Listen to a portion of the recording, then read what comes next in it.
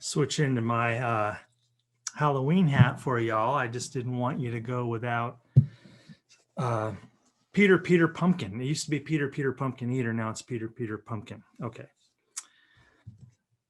So ends the comedy portion of our program. Good morning, everybody. Welcome to another edition of Friday Reflections, our 30-minute weekly Friday morning gathering here at San Diego Oasis. So thrilled that you're here with us this morning and that you decided to chip in a few bucks into the kitty and help San Diego Oasis continue to do the great work that it does and be a part of our now digital Zoom community. And boy, it's been a long time that we've been doing this, and it is a rich experience for me. And I hope that I see that so many of you keep returning, and so I appreciate that continued support. And hello, especially to all the new folks who are checking us out for the first time.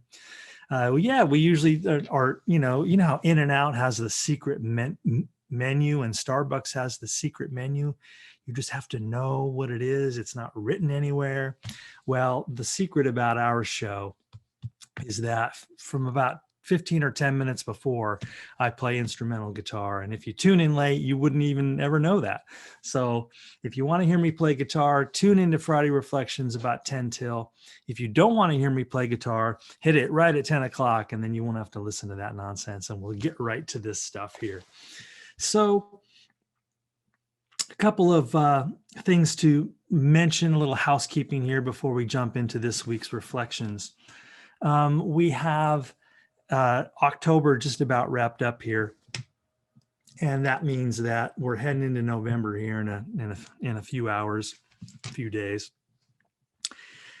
And I have two new webinars coming up in November, and I'm looking very much forward to those. And thank you all for joining us last Tuesday. I know a lot of you were here for our Living Spiritually, Bringing the Sacred Home webinar that we did a few days ago on Tuesday with the amazing Paige Lauer. Thanks for all your emails and feedback about that. Yeah, isn't she a treasure? So we're going to do that again. I'm going to bring her back in the spring. I don't know when exactly. And we're going to do some other kind of dialogue and let you enjoy the presence of Paige, as I always do, and her insight and lived experience and wisdom around all of these issues of where spirituality and therapy kind of meet. Yeah, because as a marriage and family therapist with loads of experience helping people put their lives back together, their families back together, their marriages back together, I just am in awe of people who are able to do that. And so definitely going to do another round with Paige Lauer sometime in the future. If you missed that, sorry, it was awesome. So I got a couple webinars coming up. Let me check the dates here. I failed to write those down. See, November. So November 10th and 17th are my webinars next month. I'm doing two, and they're 2 Tuesdays in a row, right in the middle of November.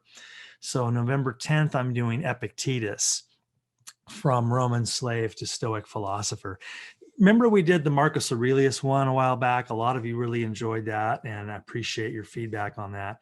So there's another voice in Stoicism called Epictetus, who came, almost a century before Marcus Aurelius, kind of one of Marcus Aurelius's biggest influences, and personally my favorite voice in Stoicism. So Epictetus is on deck for November 10th. And then November 17th, we're going to do, I don't know what we're going to do. I don't have it written down. It's already on the calendar. Just register for, it's going to be awesome. November 17th, our webinar. I know what it is. It's about Buddha and Jesus. Yeah. So two brand new webinars. We're not doing any repeats in November. Buddha and Jesus. Let's compare these two teachers and see where they fit and where they're different. It's just a chance to kind of compare and contrast Buddhism and Christianity, two of the most amazing wisdom traditions on the planet. So we're going to go back to their original voices, Jesus and Buddha, and kind of set them alongside each other and see if the sparks kind of fly there and what kind of inspiration we can get. Because that's always my interest, is we're not just recounting what people said thousands of years ago. I always want to know, just like we do here in Friday Reflections, how can I learn something from Jesus and Buddha, no matter what my spiritual tradition is, and apply those insights and values and principles and practices in my own life to help me kind of crawl out of the holes that I keep falling into. So I know that's what draws many of you back to Friday Reflections as well, because that's what we do here every Friday, is we kind of look around and say, okay, where are we? And what's happening in our lives this week as a nation, as a planet, as a person? And is there something in the voices and visions of the past that I can reach back to for maybe some counsel, maybe some guidance for how to better navigate this? Well, big sigh. I don't need to tell you what's happening this week. This is the election eve edition of Friday Reflections. And while this is not a political program, maybe I should start one of those. I'll talk to Kristen about that later.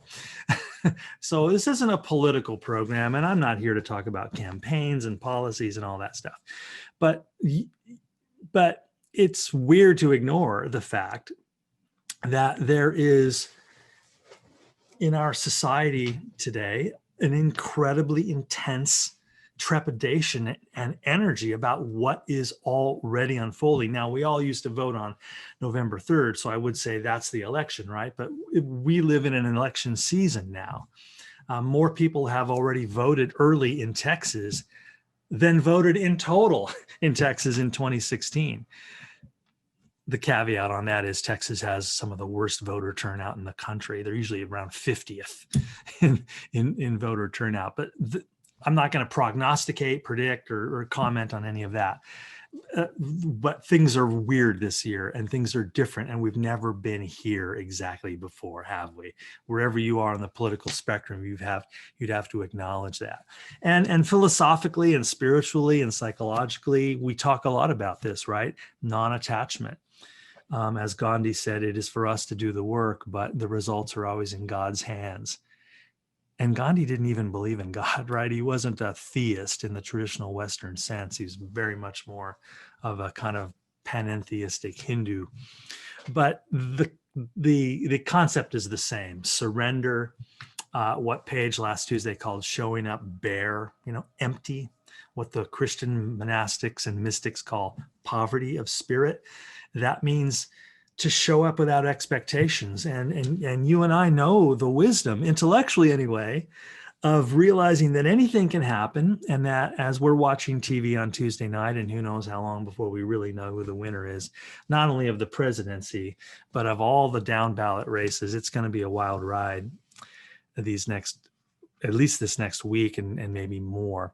So we don't know, and we have to get ready for either outcome. And for Trump supporters on this webinar, you're excited maybe about going 8 years. And for those of us on the other side of the spectrum who in our view barely survived the last 4, and 8 just might damn near kill us, we also have to get ready for either outcome. Everybody does. And there's wisdom in that, no matter how difficult it is, and no matter how deep the grief and the fear is, to sort of step into, once in a while, I'm not saying I want to live there all the time, but once in a while, be able to step back into the stillness of being okay with whatever outcome happens. And because I'm tired of arguing. And in fact, I don't know where you are with your arguments. So I'm on social media a lot. I see a lot of you on Facebook too, and Twitter and all those other places. I don't argue anymore about politics and social media. I say what I say. I take my positions. I post stuff all the time, but I don't push back when other people have different points of view. I'm learning how to rest more peacefully in the core of my convictions. So I don't argue about God or religion. I don't argue about politics. I have my say. People have their say, and we go about our business. I just don't take that as my job anymore, to go around correcting everybody. Besides, what an obnoxious thing to do and to be the great corrector, as if I have it all figured out, right? No, I don't. So I am just getting better, and maybe this is a spiritual or a philosophical outcome of living with these wisdom traditions for all these years, that, and many of you've gotten here too, that I'm learning how to rest more peacefully in the core of my convictions, in the nest of what I know to be true in my heart, in my within in the illumination of my own inner light, and I know I don't. There's always a healthy dose of humility there. I don't claim to have it figured out. I I don't claim to have anything figured out, but I feel like it's also true that I know what I know about empathy, about kindness. These are virtues that mean a great deal to me, and I don't practice them perfectly, but they press down on me. There's an idea in Confucian philosophy called Tian, the mandate of heaven, that the ideal is exerting on us a little bit of pressure. And wise men and women know how to open up to that pressure and that tendency toward goodness, and let it come through their voices and their actions. And in the Hebrew tradition, we call these people prophets. They don't speak for themselves, they speak for God. And so in other traditions, it's expressed differently. But to humbly pause this weekend and be okay not knowing, and to stand in the courage of my convictions, and to know that I don't control the timeline. Rosa Parks sat on the front of the bus in Montgomery, Alabama in 1955, right? And that began a year-long Montgomery bus boycott, where African Americans refused to put their nickels in the buses for over a year. It almost bankrupted the Montgomery public transportation system. Blacks and many others simply refused to use the business of Montgomery public transportation until they desegregated those buses. So Montgomery faced over a year-long boycott because Rosa Parks had the courage. Her outrage got to the point, and others were working with her, that she intentionally broke a Jim Crow law, took the punishment. And it was 8 years later that MLK, the Reverend Dr. Martin Luther King, organized the marches in Birmingham, Alabama, and Bull Connor and the police dogs and the fire hoses, and he went to jail, and he wrote a letter from a Birmingham jail. We talked about that on another session. I guess my point is, I'm thinking about how long 8 years is. And it was 8 years from when Rosa Parks sat on the bus in Birmingham in Montgomery, and when Martin Luther King sat in prison in Birmingham and wrote his letter. Those were 8 years of nonviolent resistance, sitting at lunch counters, having cigarettes put out in the back of your neck, and getting beaten by racists, by segregationists who wanted to maintain white supremacy and the status quo. And great heroic Americans of all races and ethnicities and religions went to those places and sacrificed their own bodily well-being, and many died in that struggle. So that's 8 years, so 8 years is a long time, but it isn't that long. And I don't know why that popped in my head this morning as I was thinking about all of this, but that's an interesting way to do it, is to sort of frame the 8-year thing. If your candidate does not win next week, I suspect will survive somehow, and it will look how it's going to look, and a lot of things will have to be rebuilt and changed, and you can't stop the tide, right? There's no human hand that can stop the sun from rising. So there is a certain inevitability to evolution. And once I let go of my need to control the timeline, I start to feel a little bit better. Now, that doesn't mean I don't still show up and fight like hell for what I believe, as I think we all should as citizens, regardless of where you are on the spectrum, to stand up and say what you believe.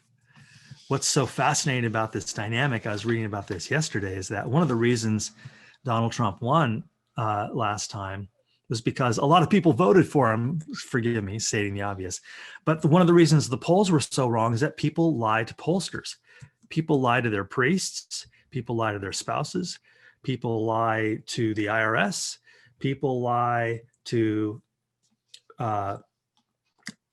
just about everybody they meet. Why would they tell the truth to a stranger on a phone who's taking a poll? But what I'm struck by is that people who are supporting Biden want to talk to you about why they support Biden. Donald Trump has a lot of supporters who will not admit in public that they are supporting Trump because they know how socially dangerous that is. They don't want to rock the boat. You know, they don't want to be ostracized from their family and so on. So the polls, I mean, forget about all of them. Nobody knows how to do polling anymore. Polling is dead because landlines, right? Whoever even answers their landline. So that changes everything. And that's, again, back to this sort of philosophical point, and not to get lost in the weeds here of politics and polling. Getting ready for any outcome is our duty. And that is very difficult to do. And what I often think about is that I go back to when I feel a little bit frayed and unraveled, not afraid, but frayed and unraveled, you know, like the edge of this thing here, frayed, you know, coming apart and a little sick to my stomach. I often turn to the wise women and men that fill my bookshelves, because I find in their voices, and they lived through worse times, right? They lived through harder times than all of us. Elie Wiesel at Auschwitz, Anne Frank hiding from the SS until she was discovered and killed. And just go back through history and you find these amazing wisdom voices. And I'm thinking today of Hildegard of Bingen, one of my favorite Christian mystics. She lived in Germany. She was born in 1098 and died in 1179. I'm going back 1,000 years, my friends. But she was really an amazing voice. And I want to share with you some of her sayings today, because it might be medicine for you as it is medicine for me. She was a German Benedictine abbess, a writer, a composer, a philosopher, a mystic. She wrote music. I guess that's what composer means. She's a visionary, a polymath, a natural historian. She kind of invented natural history in Germany. She is incredible. Women who lived in monasteries, free of the constraints of marriage and family, were really early scientists and philosophers. You know, people sometimes ask me, where are all the women in the history of philosophy? Look in the monastic tradition. That's where they are. And she wrote some amazing things. I just want to share with you a number of passages from her and maybe comment on them a little bit.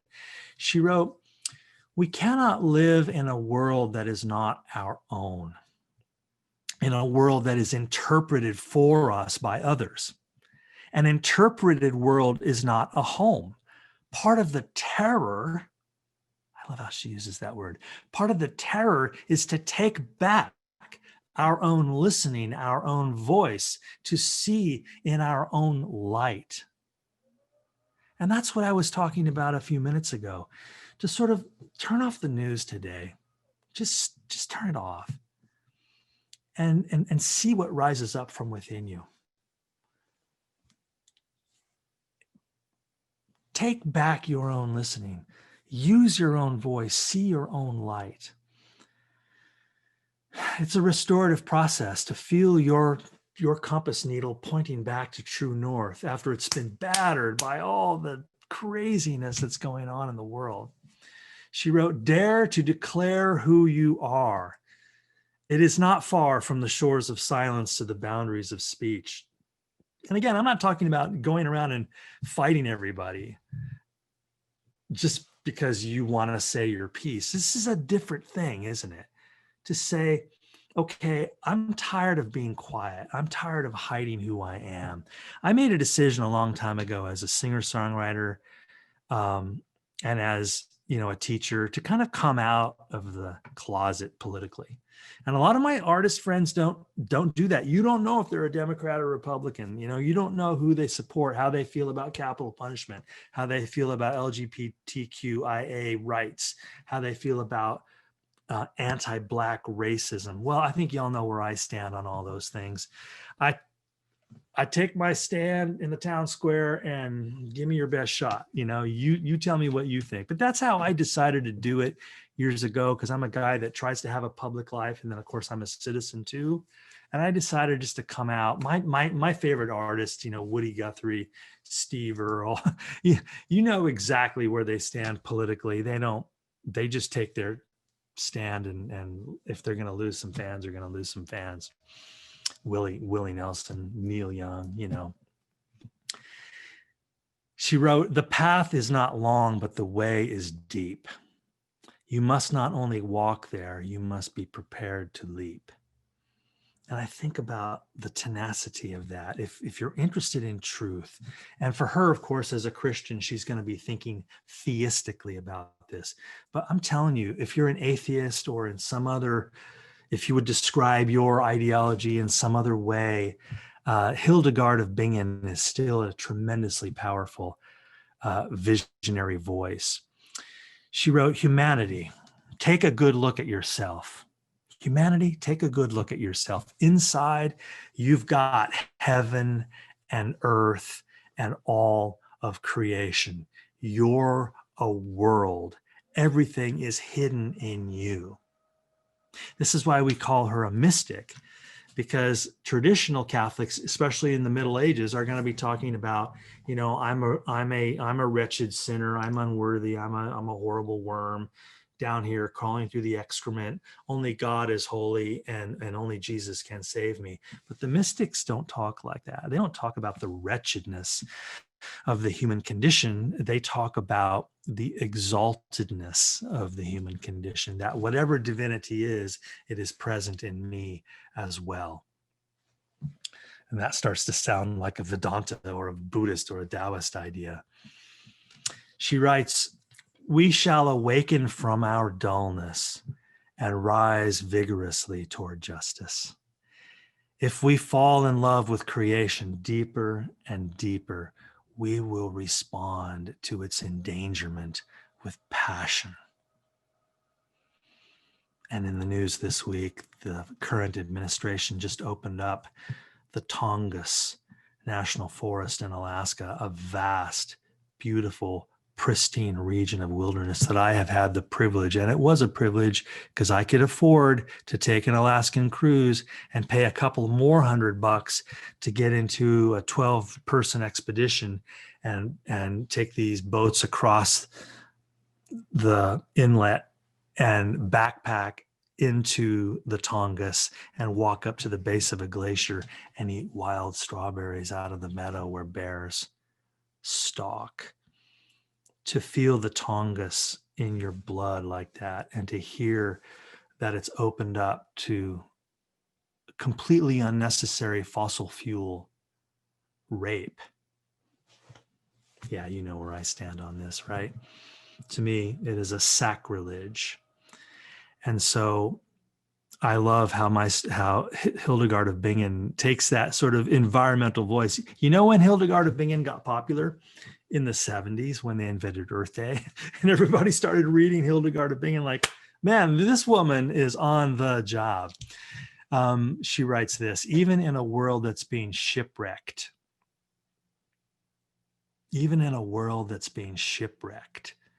remain brave and strong."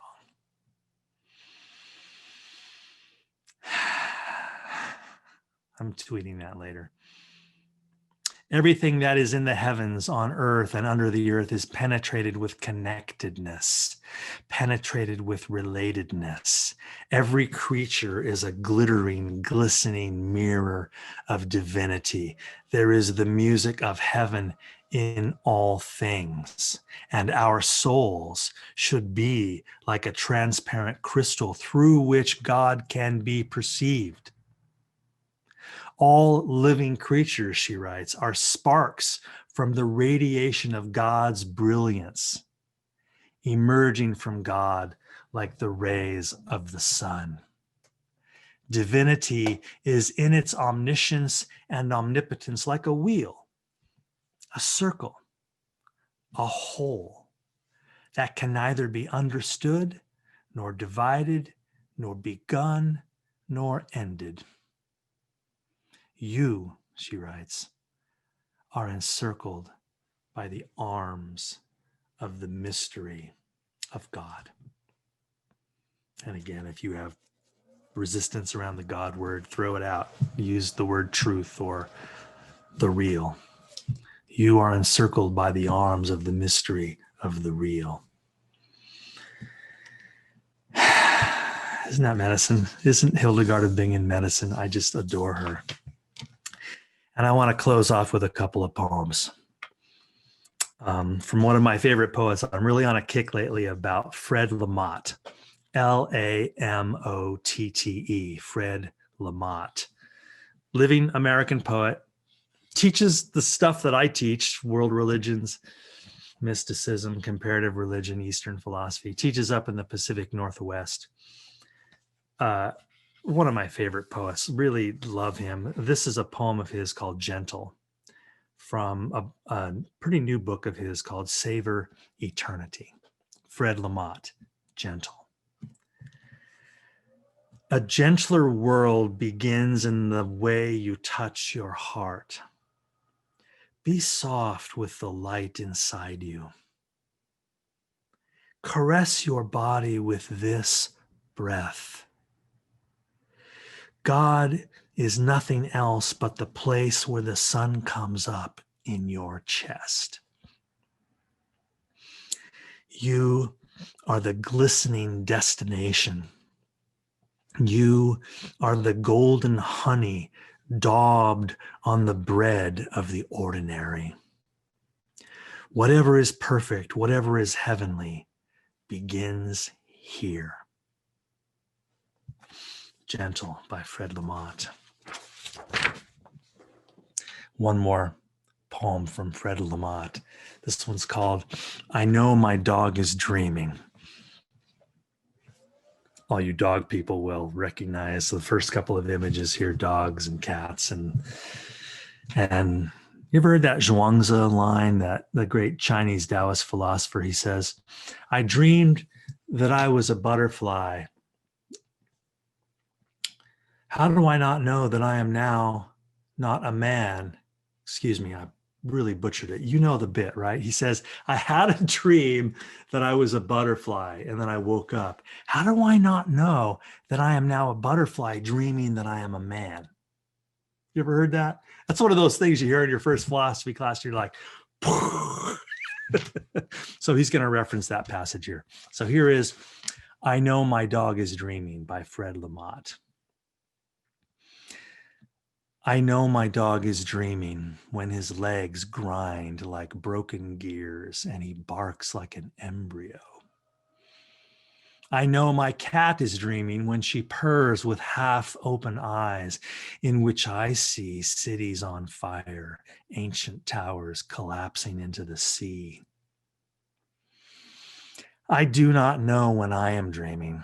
Perhaps I am the butterfly Zhuangzi mistook for himself in a reverie brought on by eating mysterious noodles cooked in the hut of an old woman whose body was a chrysalis from which the new moon emerged like a hungry moth to wake him up. I once thought I was a Taoist. I once thought I was a Christian. Now I know that my religion is what comes from honeysuckle and alfalfa, the gold I drip on stone-cut buckwheat groats. My religion is the syncretism of raspberries, walnuts, and cream. My religion is the way children and their grandparents behave around food when their parents escape to the kitchen to argue in secret desperation about the cost of staying alive. My religion is your arms around me, mine around you, and my willingness to remain like this and do nothing, while our hearts murmur to each other about how hard and simple it is to ask for love. That's I Know My Dog is Dreaming by Fred Lamott from his new book, Savor Eternity. So I hope all the love for you and I, my friends, as we head into this next monumental week, to somehow beat a path of peace through the midst of it with our own gentle footsteps. And to learn how to better simply ask for love from our partners, and for those of us without partners, to know that there are people out there dreaming of us as we are here dreaming of them. Thank you again, everyone, for taking this time out of your busy life. It's time to get back to the chores and the to-do lists and all the unmet tasks. But I feel like this island of peace that we create for each other every Friday morning from 10 to 10:30 has, like a battery, stored energy and lasting power that helps shine a light on the path the whole rest of the week. I know it does for me. So thank you again, and I'll see you all on the other side next Friday for Friday Reflections post-election edition. See you then.